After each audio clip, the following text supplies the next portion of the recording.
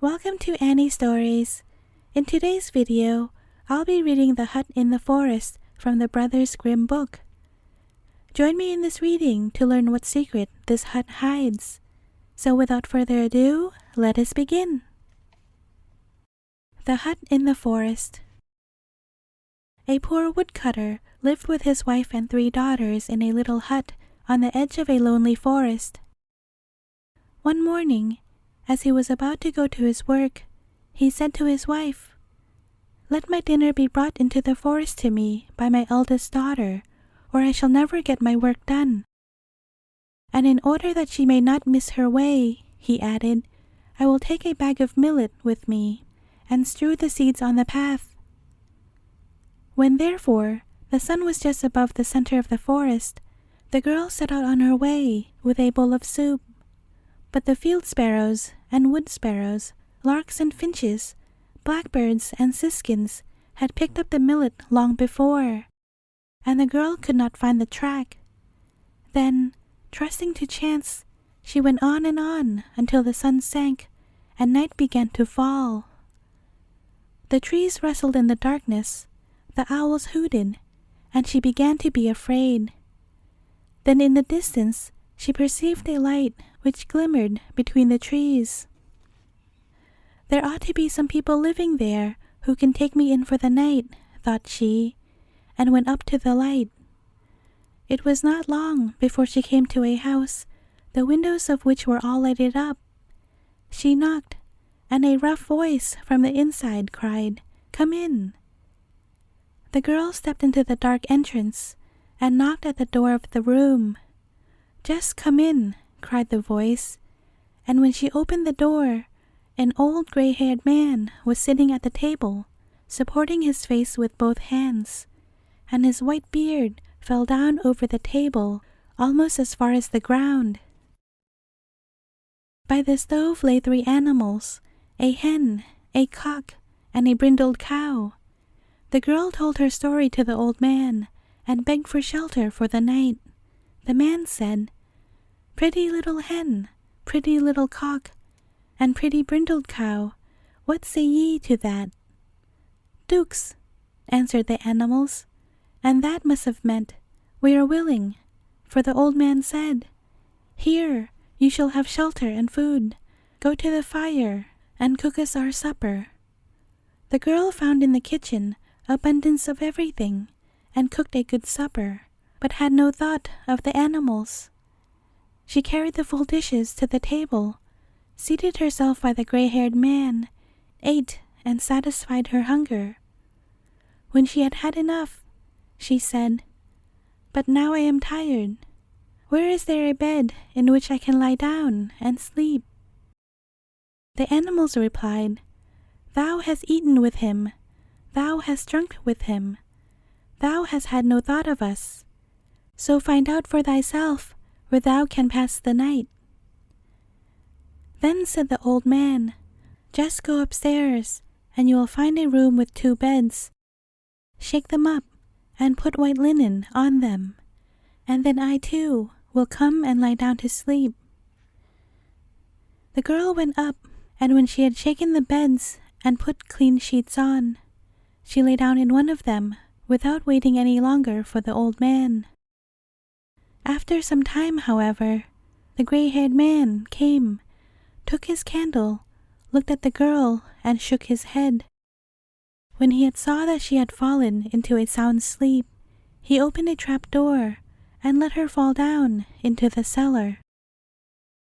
Late at night, the woodcutter came home and reproached his wife for leaving him to hunger all day. "It is not my fault," she replied. "The girl went out with your dinner and must have lost herself, but she is sure to come back tomorrow." The woodcutter, however, arose before dawn to go into the forest and requested that the second daughter should take him his dinner that day. "I will take a bag with lentils," said he. "The seeds are larger than millet. The girl will see them better and can't lose her way." At dinner time, therefore, the girl took out the food, but the lentils had disappeared. The birds of the forest had picked them up as they had done the day before, and had left none. The girl wandered about in the forest until night, and then she too reached the house of the old man, was told to go in, and begged for food and a bed. The man with the white beard again asked the animals, "Pretty little hen, pretty little cock, and pretty brindled cow, what say ye to that?" The animals again replied dukes, and everything happened just as it had happened the day before. The girl cooked a good meal, ate and drank with the old man, and did not concern herself about the animals. And when she inquired about her bed, they answered, "Thou hast eaten with him, thou hast drunk with him, thou hast had no thought for us, so find out for thyself where thou can pass the night." When she was asleep, the old man came, looked at her, shook his head, and let her down into the cellar. On the third morning, the woodcutter said to his wife, "Send our youngest child out with my dinner today. She has always been good and obedient, and will stay in the right path, and not run about after every wild bumblebee as her sisters did." The mother did not want to do it, and said, "Am I to lose my dearest child as well?" "Have no fear," he replied. "The girl will not go astray. She is too prudent and sensible. Besides, I will take some peas with me, and strew them about. They are still larger than lentils, and will show her the way." But when the girl went out with her basket on her arm, the wood pigeons had already got all the peas in their crops, and she did not know which way she was to turn. She was full of sorrow, and never ceased to think how hungry her father would be, and how her good mother would grieve if she did not go home. At length, when it grew dark, she saw the light and came to the house in the forest. She begged quite prettily to be allowed to spend the night there, and the man with the white beard once more asked his animals, "Pretty little hen, pretty little cock, and pretty brindled cow, what say ye to that?" "Dukes," said they. Then the girl went to the stove where the animals were lying, and petted the cock and hen, and stroked their smooth feathers with her hand, and caressed the brindled cow between her horns. And when, in obedience to the old man's orders, she had made ready some good soup, and the bowl was placed upon the table, she said, "Am I to eat as much as I want, and the good animals to have nothing? Outside is food in plenty. I will look after them first." So she went and brought some barley and strewed it for the cock and hen, and a whole armful of sweet-smelling hay for the cow. "I hope you will like it, dear animals," said she, "and you shall have a refreshing draught in case you are thirsty." Then she fetched a bucketful of water, and the cock and hen jumped onto the edge of it and dipped their beaks in, and then held up their heads as the birds do when they drink. And the brindled cow also took a hearty draught. When the animals were fed, the girl seated herself at the table by the old man, and ate what he had left. It was not long before the cock and the hen began to thrust their heads beneath their wings, and the eyes of the cow likewise began to blink. Then said the girl, "Ought we not to go to bed?" "Pretty little hen, pretty little cock, and beautiful brindled cow, what say ye to that?" The animals answered, "Dukes. Thou hast eaten with us, thou hast drunk with us, thou hast had kind thought for all of us.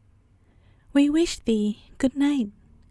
Then the maiden went upstairs, shook the feather beds, and laid clean sheets on them. And when she had done it, the old man came and lay down on one of the beds, and his white beard reached down to his feet. The girl lay on the other, said her prayers, and fell asleep. She slept quietly till midnight, and there was such a noise in the house that she awoke. There was a sound of cracking and splitting in every corner. and the doors sprang open and beat against the walls. The beams groaned as if they were being torn out of their joints.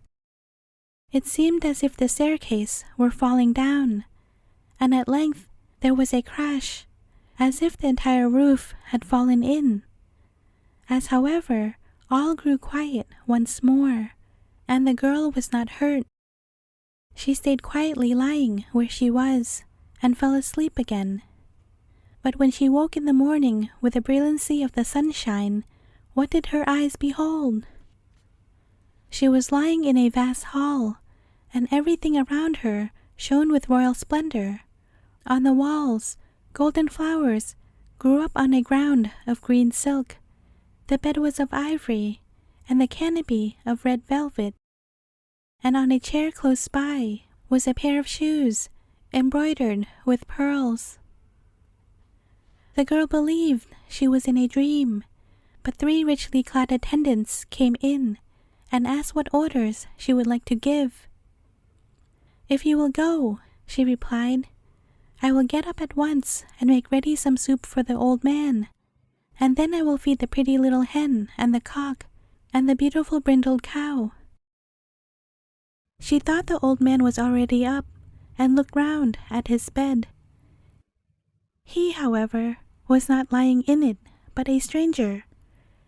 And while she was looking at him, and becoming aware that he was young and handsome, he awoke, sat up in bed, and said, "I am a king's son, and was bewitched by a wicked witch, and made to live in this forest as an old gray-haired man. No one was allowed to be with me but my 3 attendants in the form of a cock, a hen, and a brindled cow.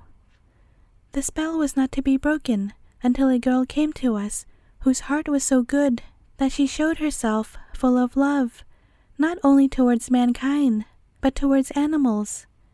And that thou hast done, and by thee, at midnight, we were set free, and the old hut in the forest was changed back again into my royal palace." And when they had arisen, the king's son ordered the 3 attendants to set out and fetch the father and mother of the girl to the marriage feast. "But where are my 2 sisters?" inquired the maiden.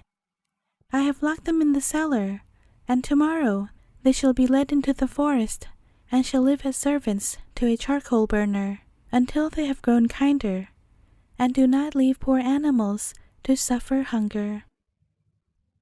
The end. Thank you for listening. If you like this tale, please give it a thumbs up and share it with your friends and family.